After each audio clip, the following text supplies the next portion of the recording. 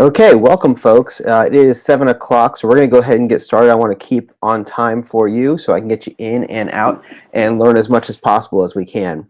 So I'm going to talk for the first 10 or 15 minutes, kind of go over some of the ideas of the Degreeless InfoSec career path. And a lot of people think that you can't get into information security or cybersecurity or whatever you want to call it these days. They keep changing the name on us. It went from information security to information assurance, and now we call it cybersecurity. So what we want to talk about is what are some of the ways that you can get into this career field. And now the two main ones that people always bring up are either you got to go to college and get a degree, or you got to go out and get a bunch of certifications. And those seem to be where most people think that they have to start out. So let's talk about those two first, and then we're going to go into some other options that aren't necessarily as clear-cut as those two. So first thing I want to say is as I'm talking, feel free to put any questions you have. There's a section here on the website. Just ask the question, it'll pop up, and I will answer as many of those as I can when we get to the question section. So feel free to start populating those. So when we talk about those two things, a degree and certifications, first, before we talk about that, I want to be honest with you and tell you where I come from. I am a college professor, so obviously I think degrees are good. I teach at the undergraduate level with the community college. I teach with another college at the undergraduate level at the bachelor's degree, and I teach with another college at the master's degree. So yes, I think there is value in a degree, and we can talk about that as well. But there's also value in those certifications. And then there's also value in not doing those two things. So we're going to talk about all three of those. First, what is a degree good for? Well, most people are going to tell you you have to get a degree to get a job, and that's simply not true. A degree is going to give you foundational knowledge. So if you go and get an IT degree or a computer science degree, or even now there's colleges offering a cybersecurity degree, which is really just a bunch of certifications packaged up into a degree program, what is that really going to buy you? Well, it's going to buy you a lot of student loans for one. It's going to cost a lot of money and a lot of time. A standard degree is going to cost you 2 to 4 years if you go for an associate's or a bachelor's degree program. And that's a big time commitment just before you even get into the career field. So is a degree worth it? Well, sometimes. There are some companies, some larger companies don't want to hire people without a degree. Now, why is that? Well, because when you go and get a degree at a college, you're going to learn a lot of stuff. And the funny thing is, most of the stuff you're going to learn is not necessarily even tied to the job you're going to do. Let's take a bachelor's degree, which is a 4-year degree.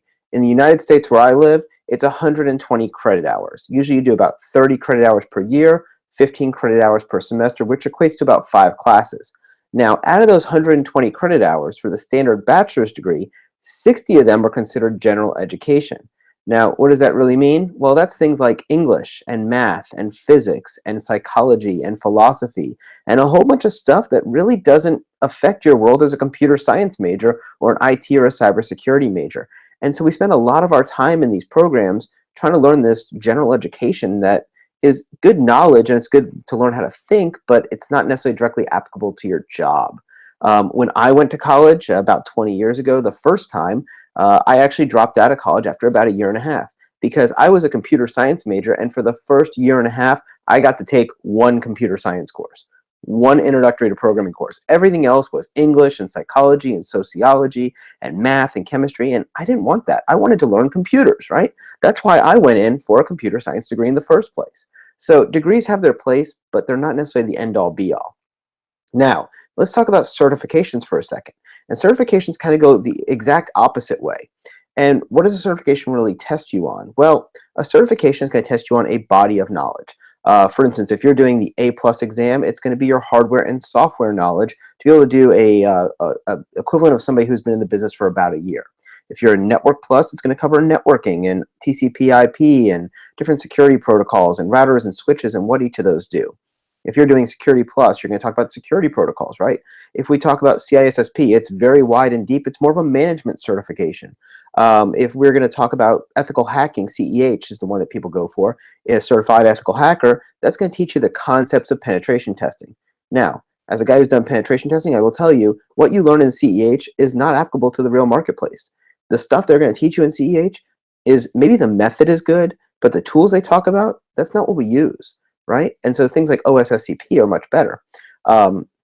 But anyway, that gets you off on a different tangent, but we're talking about certifications in general. Some are very valuable, some are not. Now, as somebody who's trying to hire somebody into the InfoSec field, or into the cybersecurity field, or information assurance field, or even the IT field in general, if you're talking IT service management, what do we want to look for? Well, some companies, they're looking for degrees.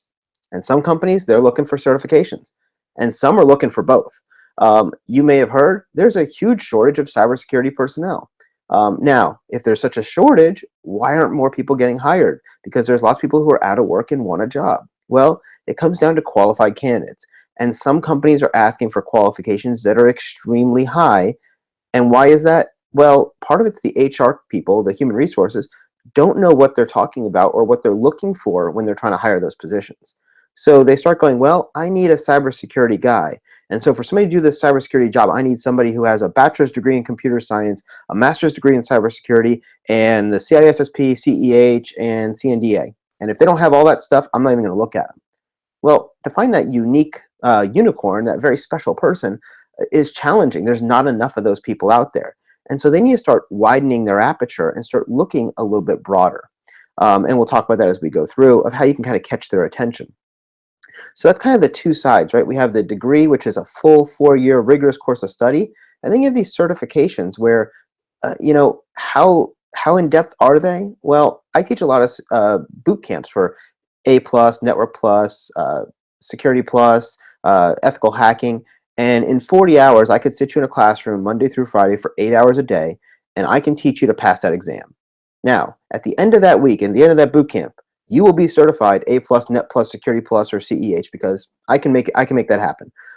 My classes, we've had 98, 99% success rate of getting people through in 1 week or less. Now, does that mean you're certified to do the job? Well, you have the certification, but do you have the knowledge? Probably not. I've taught you how to beat a test. I didn't tell you how to actually do the job, because I didn't have enough time to do that in a 40-hour class, right? I had enough to teach you what's in the book and get you through. But you have to take it a step further and actually be able to start showing that you have some ability to do the job. And that's why employers kind of, for a long time, they wanted certs, because they could say, oh, this person has this level of knowledge, which is great. But what they found is they were hiring a bunch of people who had certs because they went through all these boot camps, but they didn't know how to do the job, because all they did was learn how to pass a test. And that's a problem. So now they kind of went the other way, and they said, well, at least I know if they went to a 4-year degree that they have at least 4 years of playing with some kind of computers. But even that's not true. I've met a lot of guys who come from a 4-year degree background that might have a computer science degree, or a cybersecurity degree, or a networking degree, or a IT management degree, and they can't even install Windows on a machine and hook it to a network because they're academic, they're not practical. So how do we solve that problem, and how do we break into this career field? Well, that's where we got to start getting a little bit more unique. I'll tell you about the way I broke into the career field. Back in the late 90s, nobody wanted to hire me, right? I was a student. I was a college student in a computer science program, and no one really wanted to hire me for more than about $5 or $6 an hour, which was minimum wage back then. I didn't want to work for $5 or $6 an hour, so I didn't, and I chose to do something different. And what I ended up doing was I actually started my own company. I went and I started doing field service type work, IT service management type work for small businesses and home businesses. And so I put an ad in the paper, and I went on Craigslist and those type of things. I started saying, hey, I'll do anything you guys need on your computers, and I'll fix them. I can build websites for you. I can design networks for you. Any of that type of stuff, which is stuff I knew how to do because I've learned it as I was getting these books. At the time, I didn't have a degree. I didn't have a certification. And I was able to get those jobs because the end user doesn't care if you have those certifications or degrees. They care, can you do the job, right? IT and cybersecurity is not something that is centrally licensed by your states. And again, I'm talking about in the United States. I'm not exactly sure on the when you start getting outside the U.S. if that's a regulated industry. I can't imagine it is, because I think the U.S. is probably one of the more regulated places in the world. But in the U.S., you have to be regulated and licensed by the state to be a plumber or to be an electrician. But you don't to be a cybersecurity guy. You don't to be an IT management guy. And so you could start your business tomorrow. You could print out some business cards and you could start working. Now, why do I say start doing that? Well, because when you go to apply for that job, once you've gotten those certifications and you try to apply for that first security analyst job, and they go, well, what experience do you have? Well, I've been fixing and repairing computers for the last 6 months, or I've been fixing and repairing and building networks for the last year for these small businesses. That shows them that you at least have some knowledge of what you're doing. So that's one way you can go about it, and you can make some money while you're doing it. I actually made really good money doing that because I was making 50, 60, 70 bucks an hour helping small businesses out, and they were happy, and I was happy, and we were all doing great. The next way you can do it is you can actually volunteer someplace. And I know that sounds weird, right? You want to give away your time, give away your skill set, but it's some way to document on paper if you work for an organization for a certain amount of time, even in a volunteer capacity, that shows you have experience now when you go to that hiring manager. Because hiring managers are all about looking at the resume. These are HR people, they're not IT people. So they're looking at it and they're going, he did this for this amount of time in this level of position, or he has this degree or this certification. That's how they figure out whether or not you fit the bill. And then if you get past that guy, you get to somebody who actually knows what they're talking about, and you go to your technical interview. So that's another way I've seen it done. So if you're involved with your church, maybe you could talk to them and be like, hey, I'd like to work on your IT systems for you. I'll do it free of charge. I know what I'm doing. And they may let you do that. Or a Boys and Girls Club, or any nonprofit, they love to find people who are willing to work for free. And even in the cybersecurity realm, get involved in some of these volunteer organizations. One of the places that I've helped out is in our area. We have a place called Women's Cyber Jutsu. And they are a women's group because in cybersecurity, if you didn't know this, 89% of the people in cybersecurity are guys, mostly white men, and we dominate the industry. And this organization, their whole goal is getting more women into cybersecurity. So what they have done was they have set up different training programs to help people get those certs and get on-the-job experience and start helping them build their resumes and helping them build and take apart networks and get some hands-on experience. And they needed people to help teach those classes. And they reached out to me, and I worked with them for a while doing that. And we're trying to make that trend where we can start getting more females into the field as well. And you can find an organization like that and work with them, right? So that's another way that you can start kind of breaking into the industry as you start working through that. So it's just a couple of different ways I wanted to kind of start with of, what is a degree and why do people value it? Because I know when I'm talking with a lot of you guys, I'm in a lot of chats with you guys on Facebook and the different groups there, especially the InfoSec 101 group. And we talk about this, and people are always like, there's such a glut of jobs and nobody's hiring. Why can't I get a job? Well, part of that is you got to get past that hiring manager, and they're looking for specific things. They're looking for that experience. They're looking for those certs. They're looking for those degrees. Now, do you have to get every cert that's out there? Heck no, and don't do it. They're expensive, they're time consuming, it'll waste your time and money. But you do want to hustle and get the ones that are important, especially once you narrow down to what it is you want to do. Same thing with the degree. Don't get a degree just for a degree's sake. Get a degree because it's going to open the door where you want to go to. And while you're working on that degree, get a job in the field. I don't care if you have to get third shift, meaning midnight to 8 a.m., doing help desk support for the local telecom company. If it has something to do with IT, get your foot in the door. Start doing something because it'll start building that resume.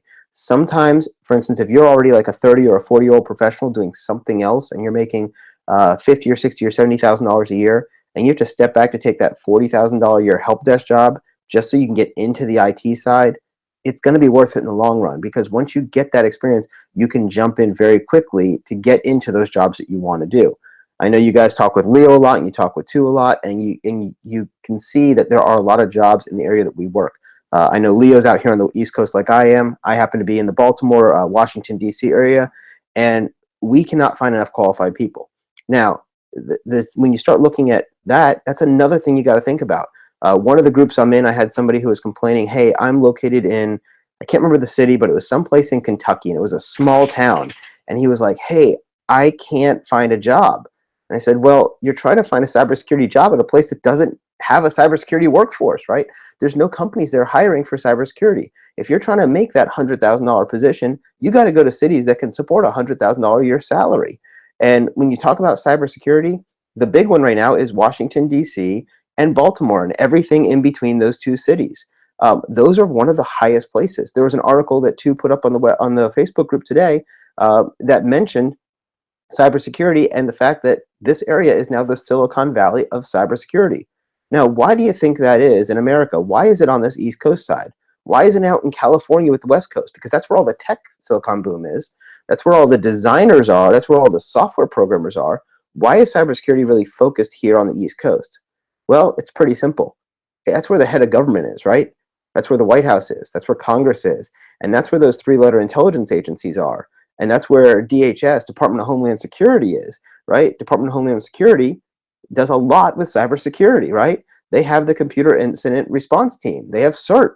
And those guys are really interested in cybersecurity. So guess what? Lots of companies are in this side because that's where the government contracts is. And that's a large pool of that cybersecurity workforce. And so if you're looking for a cybersecurity job, I can tell you in this area, there is a boom on it.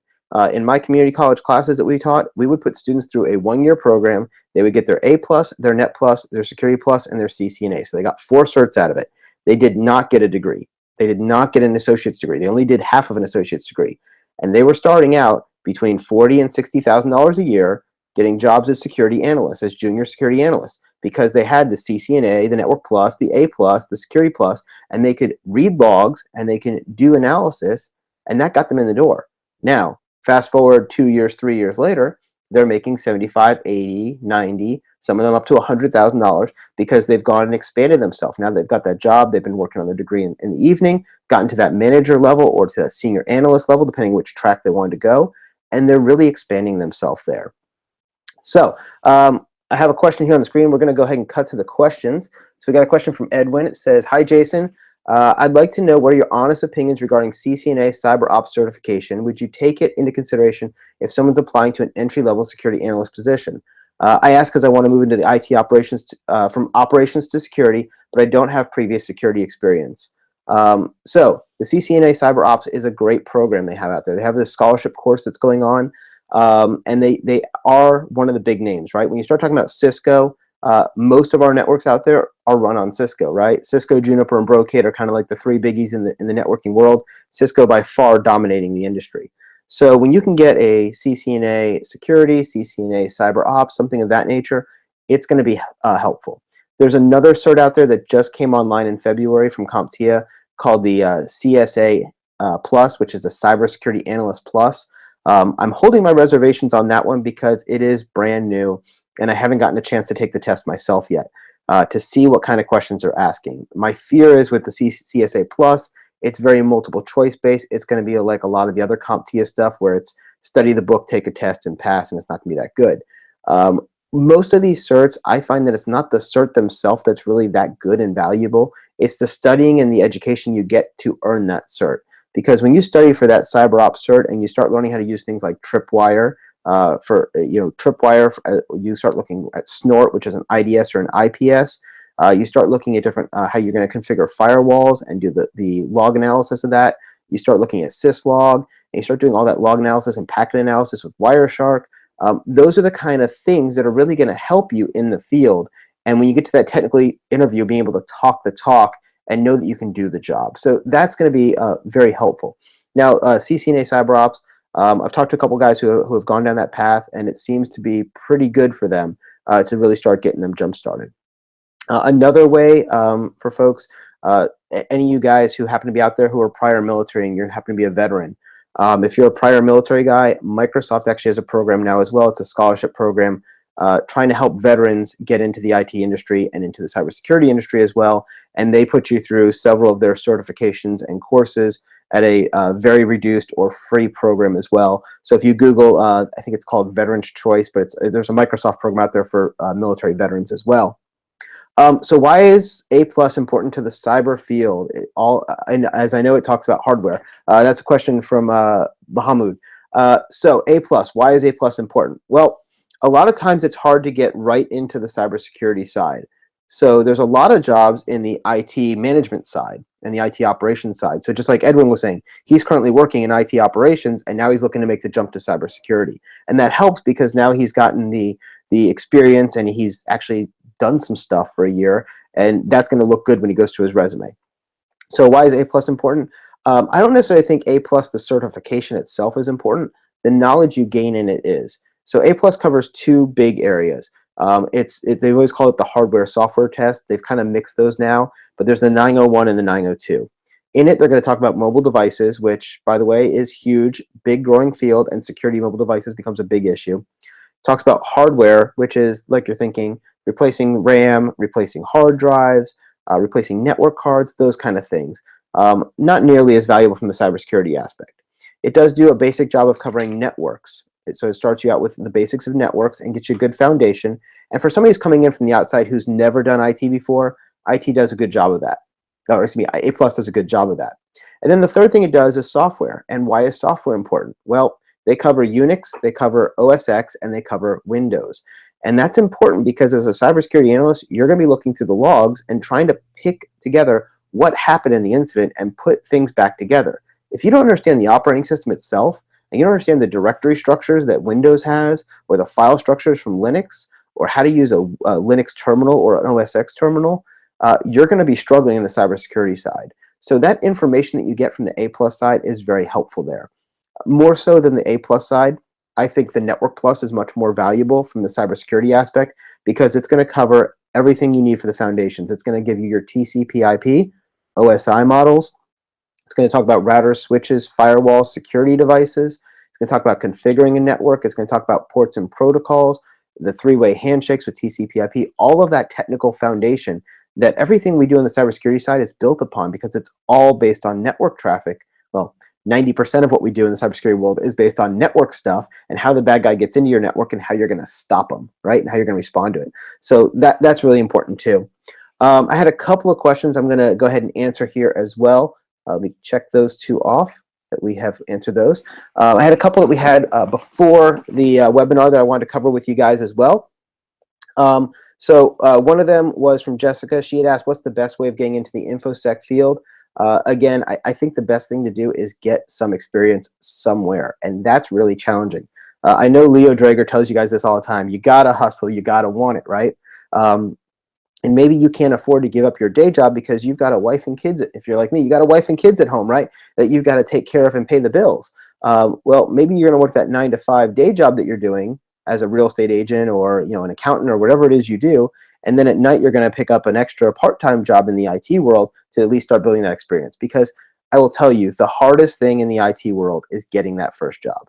No one wants to hire an unknown quantity. And if you've never had a job in IT, it makes it really hard as a hiring manager for me to go, do I want to take a chance on you? Because every person I hire, I have to onboard. And that takes a couple of weeks where I'm paying you a salary, I'm getting you indoctrinated, I'm taking care of payroll, I'm doing human resources, getting you a desk, getting you computers, getting you accounts. All that stuff takes time where I'm paying you money and you're not producing anything for me.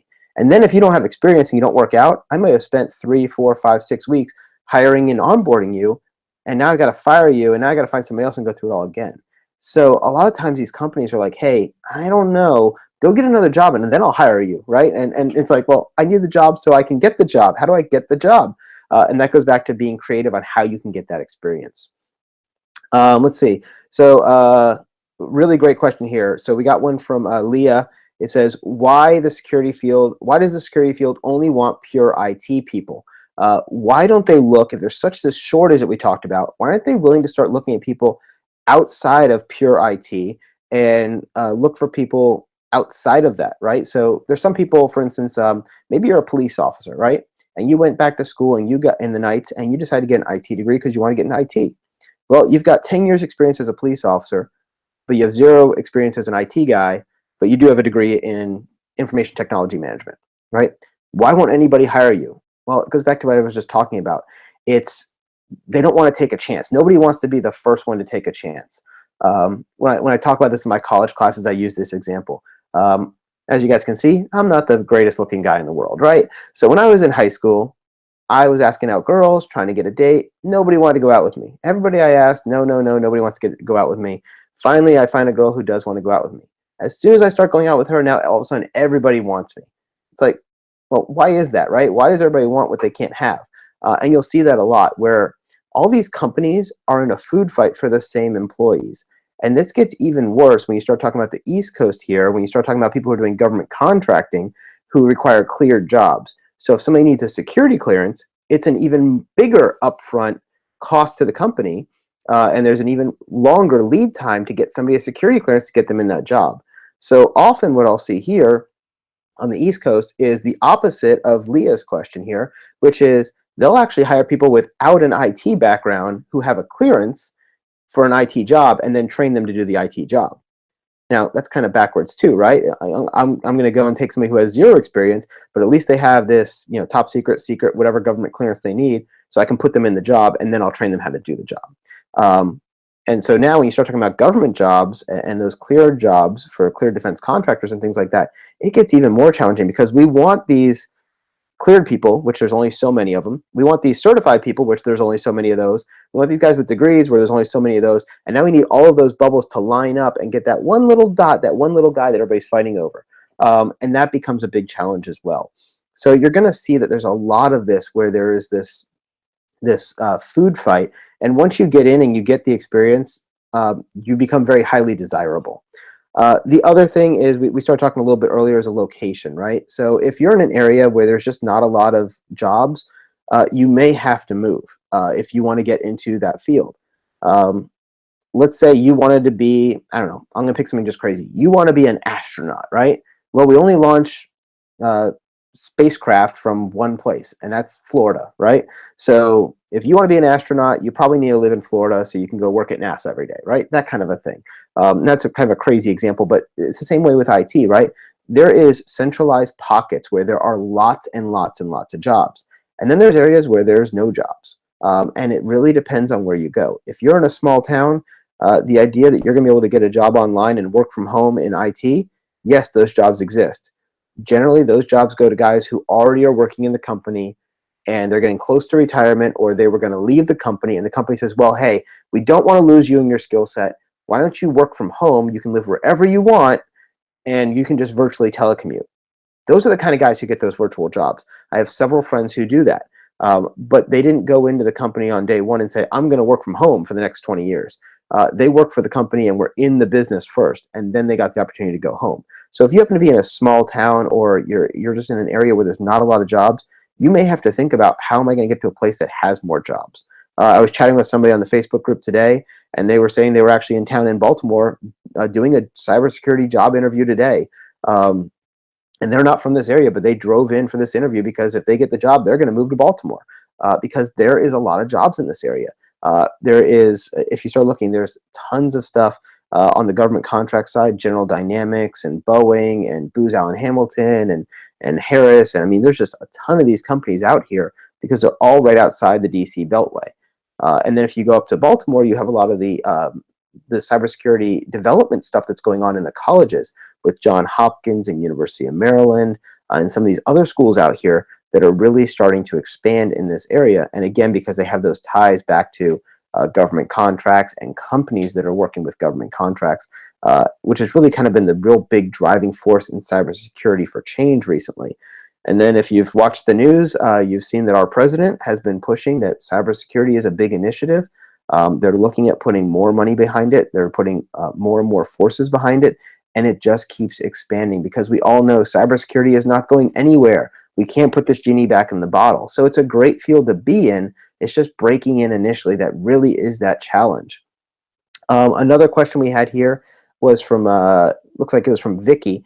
It says, they wanted to know about certifications versus knowledge and talent. And that's all they wrote. So I'm gonna ask the question a different way. And when I talk about certifications versus knowledge and talent, as a hiring person or a manager, which would I want? Would I want somebody with certifications or knowledge and talent? Well, the answer is yes. I want both, right? Because again, as an employer, we want everything. I really want the guy with knowledge and talent. I don't care as much about the certifications, but I have to get you in so that I can find out that you have the knowledge and talent. Knowledge and talent is great. I think I'm a very knowledgeable and talented guy. But none of you would ever know I'm knowledgeable and talented if you were hiring me until you got me in for an interview. And how do I get in for an interview? I got to get past that HR gatekeeper again, that human resource guy.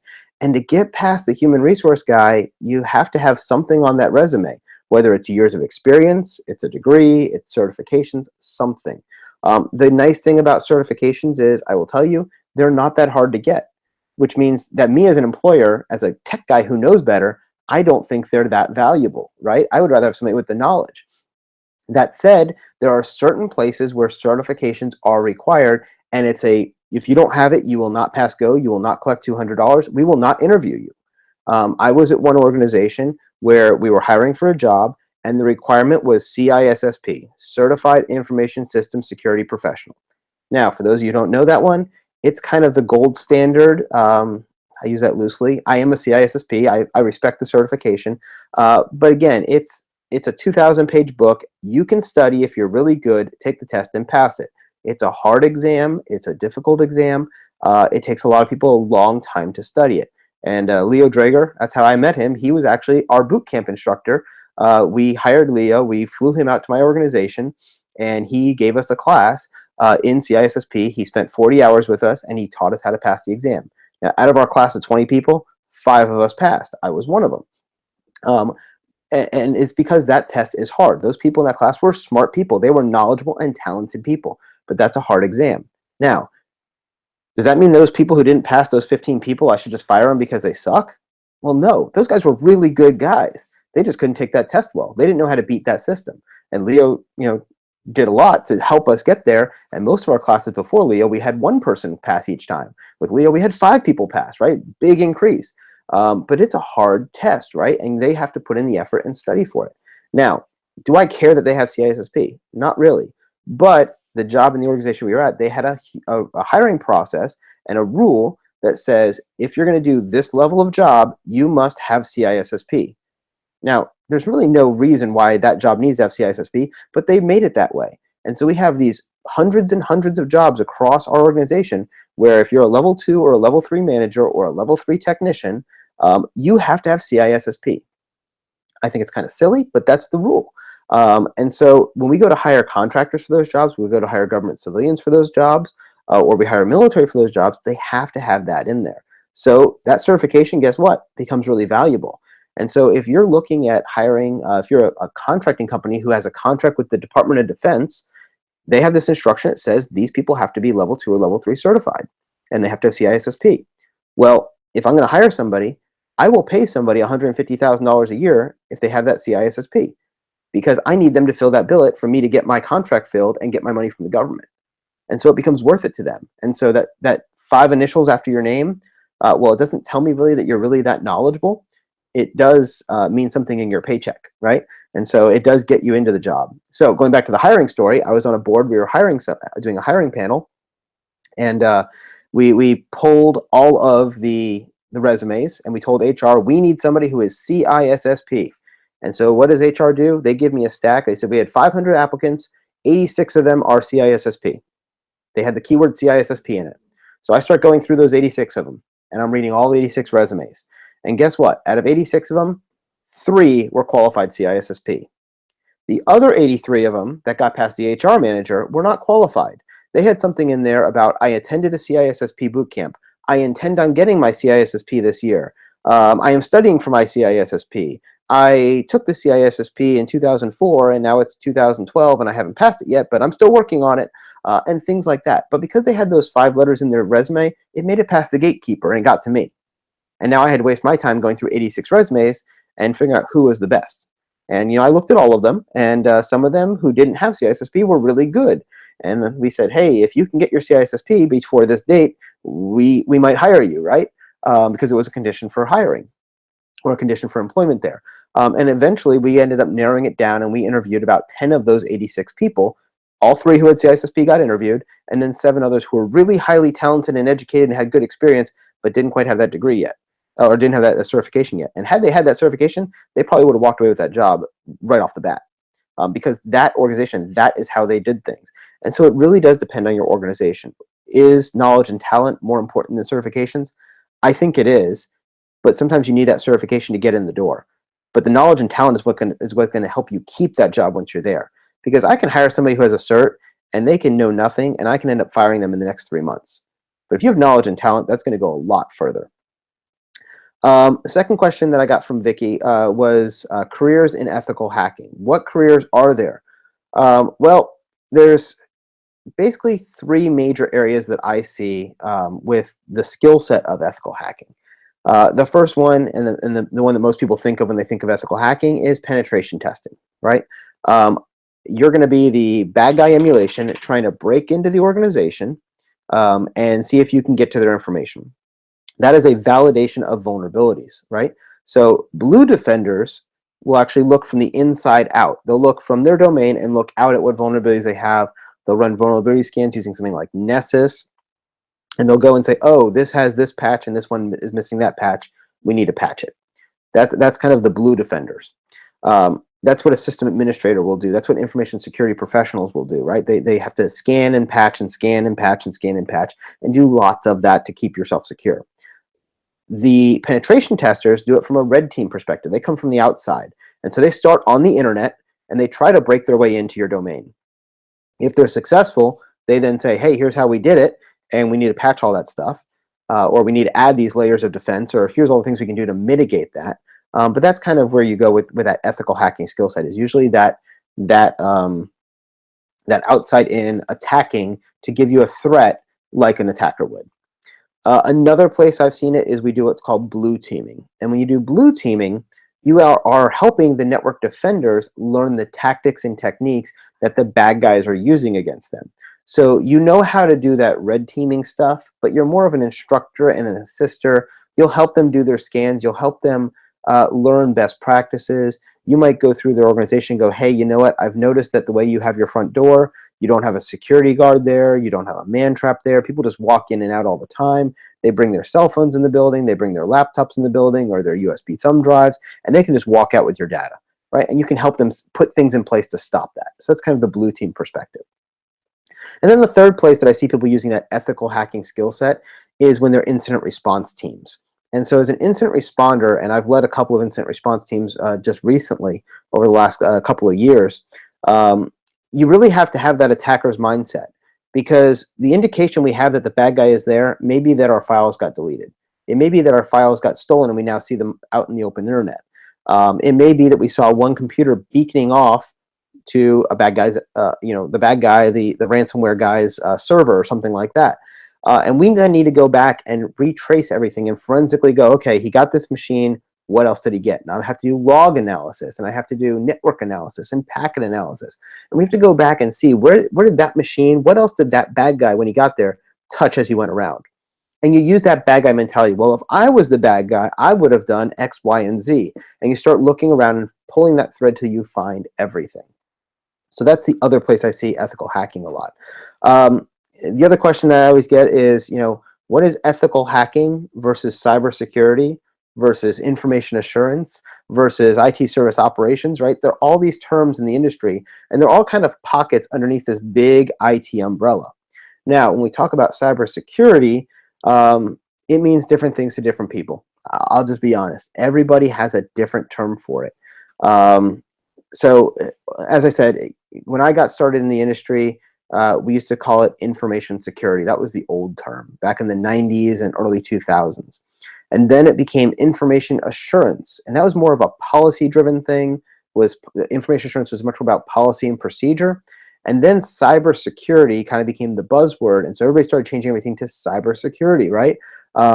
Heck, you go to my YouTube channel at youtube.com/JasonDionTraining. You will see we have a series that we do on Mondays called the Cybersecurity Minute. Why? Because people search for the term cybersecurity, right? Really, we're talking about the same stuff we've been talking about for decades. Password security, wireless hacking. We talk about penetration testing and ethical hacking. We talk about careers. We talk about certifications. All that stuff that falls in the information security realm, it's now called cybersecurity, right? And then the third one we have is IT service management or IT operations. And that's more of the service side, right? That's the help desks and the customer service stuff and operating and running the servers, right? We have to make sure we add accounts and we delete accounts and all that stuff that goes into taking care of operations so that people can do their job, right? We want to create value for our business so our business can create value for our customers. And IT operations are at the center of that because everything we do now relies on computers. How many of you could go to work today and do your job if the computer network was down at work? I couldn't, right? In any of my jobs, right? If I'm a teacher, it's really hard to teach without a computer nowadays because everything is tied to, we're going to do this lab simulation, we're going to tie it, we're going to do this, we're going to record it, we're going to present it on a screen. I mean, yeah, I can get the old whiteboard and the pen, but it's going to take us 3 times longer to teach it. Can you, so that's one of the things, right? In my day job where I'm doing cybersecurity, for lack of a better term, right? We do a lot of cybersecurity, right? We do scan, patch, scan. And we find the vulnerabilities across our global network, and we're patching them, and we're trying to secure it from attack. That's what we do. And if there's an incident, we have to then launch an incident response team, and we go and take care of all of that. Everything we do there relies on computers. Everything, right? Because it's all email-based, portal-based, traffic analysis based. We can't do our jobs without our computers. It's just we're so tied into it. And that's the way our world is right now. Cybersecurity is just such a huge thing where everything is really just tied together at this point. Yeah, so that's kind of the idea of cybersecurity, and so it's very broad. So when you say, I have people say, I want to get into the cybersecurity field, and I go, cool. Which part? Do you want to be a system administrator? Because guess what? They're local defenders. They are cybersecurity too. Do you want to be a network engineer? Well, they need to design it securely to start with. They're cybersecurity too. Do you want to be a policy guy? Well, that's cybersecurity too, because if we don't have the policy, then the people who are implementing it and putting the technical things in place don't know what they're doing either. And so all of this becomes cybersecurity. And so it really becomes such a broad term, it kind of loses its meaning. And that's one of the struggles that my organization is going with right now, is we try to define cybersecurity and what is cyber, because it's so broad. And it got to the point where, especially on the government side, if you had the word cyber, your programs got funded. Whereas if you had the word information security, people didn't care as much. And so everything became cyber to the point where nothing became cyber. You'll see this in companies as well, in the civilian sector, where this is the shiny object, and the CEO goes, we need to add more cybersecurity, and he doesn't even know what he's talking about when he says more cybersecurity.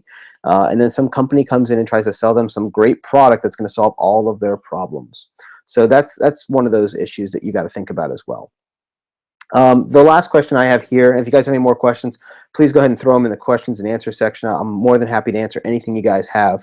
The last question was the minimum salary in the information security world.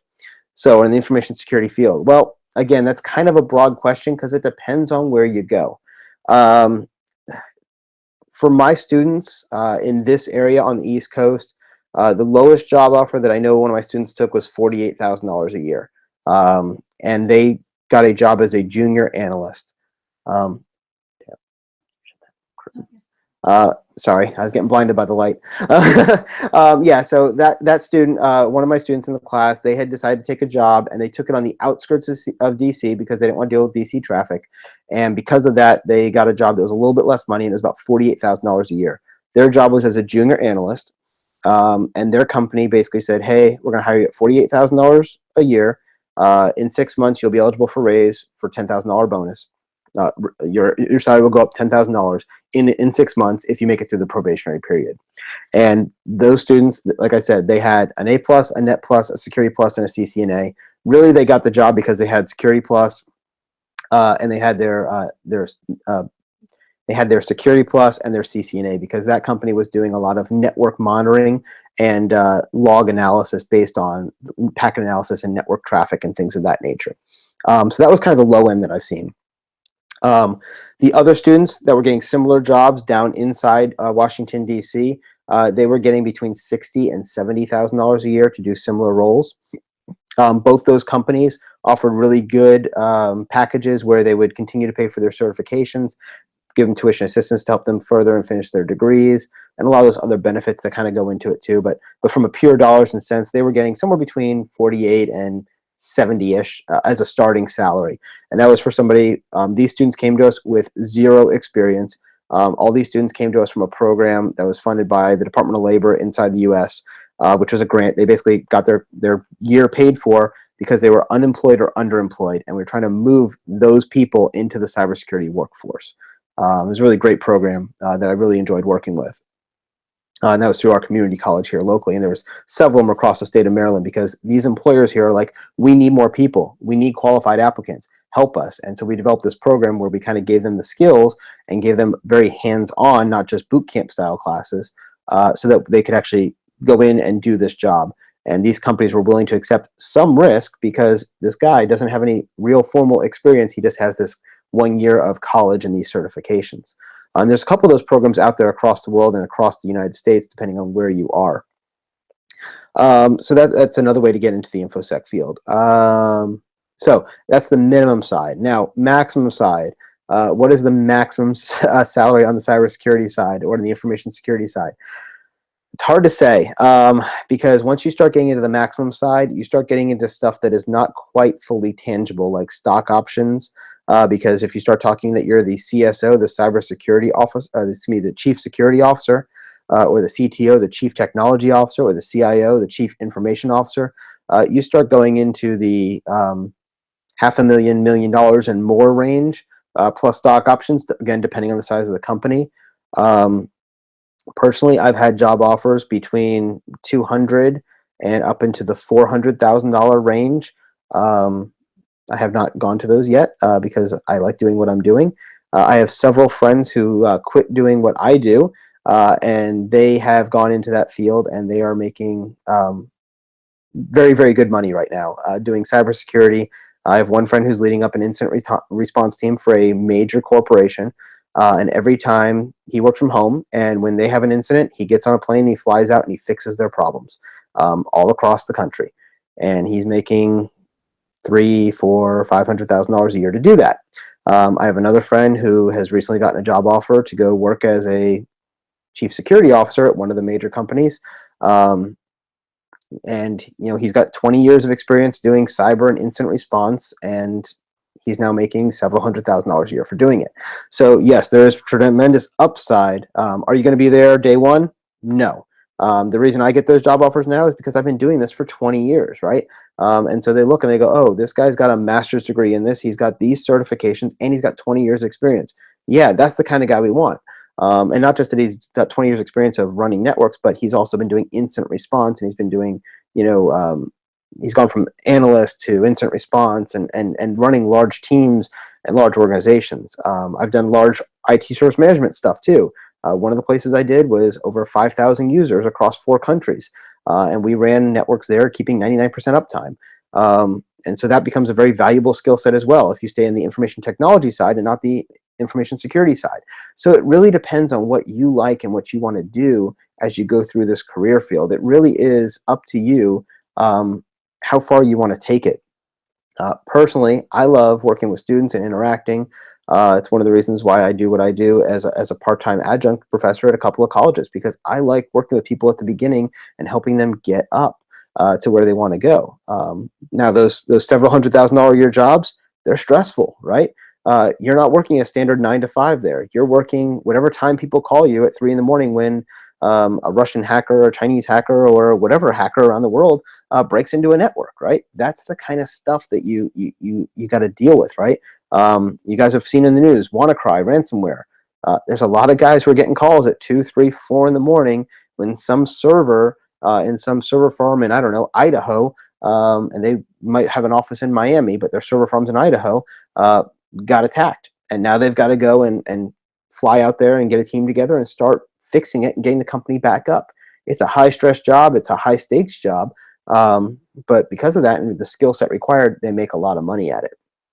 And you can get there, and it doesn't necessarily take 20 or 25 years to get there either. I know guys who have 5 to 10 years experience, and they're making several $100,000 a year because they're that good and they're that worth it, right?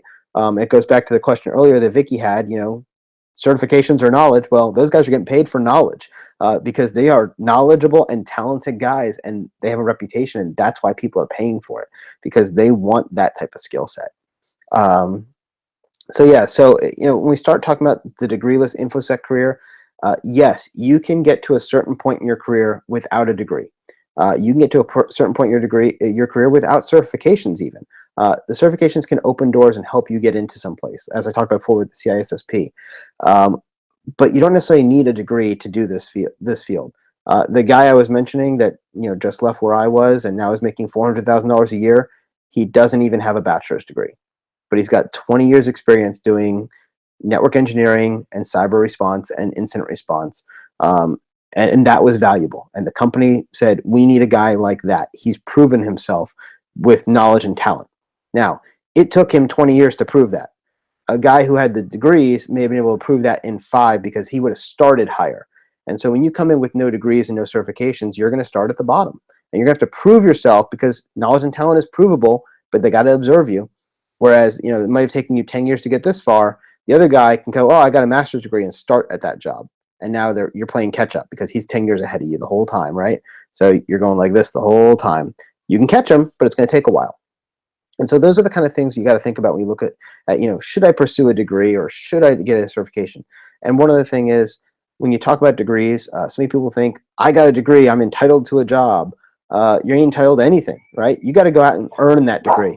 You got to go out and earn that. Once you got that degree, you got to go earn that job. You've got to convince somebody that you're worth it, that they should take the chance on you.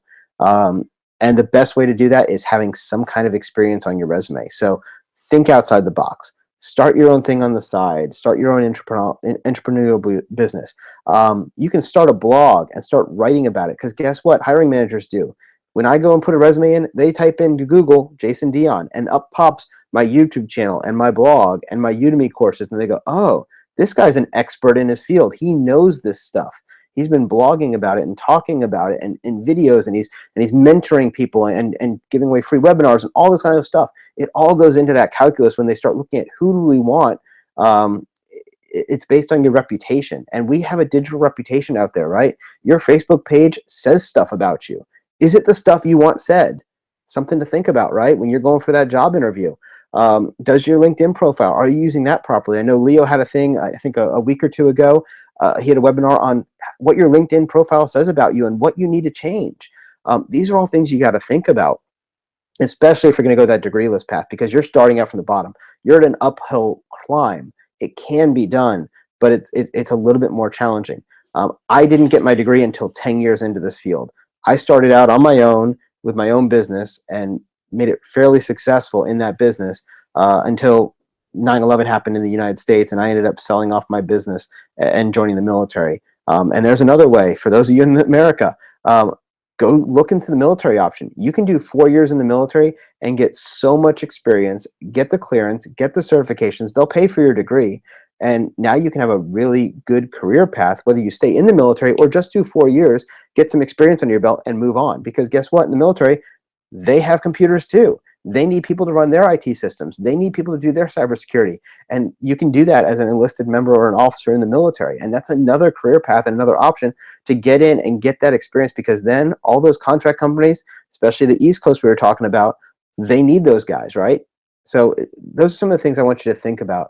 We're coming up to the top of the hour here. We're getting really close to 8 o'clock. So I'll go ahead and pause for about 30 more seconds. If you have any more questions, go ahead and pop them into the questions bank. If not, I'll wrap this up and we'll I'll see you guys next time. We can, we can definitely continue the dialogue. You guys have access to me. You know how to get to my website, jasondion.com. You can reach me on my YouTube channel. You can get me on my YouTube channel. I'm also a teacher on Udemy. So if you're looking for certification courses, I teach Network Plus on there. I have an introduction to hacking class called Anatomy of a Cyber Attack. In the next day or two, we're actually launching our brand new course, which is wireless security hacking. So if you've ever wanted to learn how to hack WPA2 networks, WPA networks, WPS networks, and WEP networks, pretty much any wireless network out there with 802.11 standards, I go through everything from A to Z in about a 2-hour course. That's really nice and really good. So you're more than welcome to join us there. And if you're looking at the service management side, we do have ITIL, which is Information Technology Infrastructure Library. We have that course on there as well. And again, I'm not telling you need to go take all these courses and I'm trying to sell you stuff. I'm just saying there's ways you guys can get information that don't require this long degree 4-year path. It's getting the knowledge. And if you need to validate that knowledge, that's what those certifications are for, to say, look, I do have X number of certifications, right? These 3 really important ones. And the employer doesn't care how you got them, right? They don't care if you went to a boot camp. They don't care if you read a textbook. They don't care if you watch videos on YouTube or Udemy. They don't care if you went to a college class for it. They just, by having that cert, they go, he has at least this baseline of knowledge. Now, it may not be very practical depending on which cert you're getting. Like I talked about earlier with CEH. CEH is probably my least favorite hacking certification out there. But the HR managers know CEH. So guess what? I still maintain my CEH, and people still want to go get their CEH certification because it's one of those things that opens doors. The OSCP, the Offensive Security Certified Professional, is a vastly superior certification to the CEH. CEH is all ABC questions. It's all multiple choice. Anybody that I can put in a classroom for 30 to 40 hours, I can teach and they can pass that cert test. I have taught probably 100 students CEH at this point. I've had 0 failures because CEH is just not that hard. Now, OSCP, on the other hand, is fully scenario-based, where basically you get logged into a hacking environment and you have to do live hacking on the network, and you have 24 hours to do it and produce a report, just like you would in a real pen test.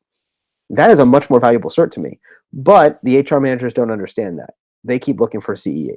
So if you're going to go into the hacking world, I would get both, but definitely get your CEH because, you know, OSCP, you're going to learn a lot more actually doing hacking.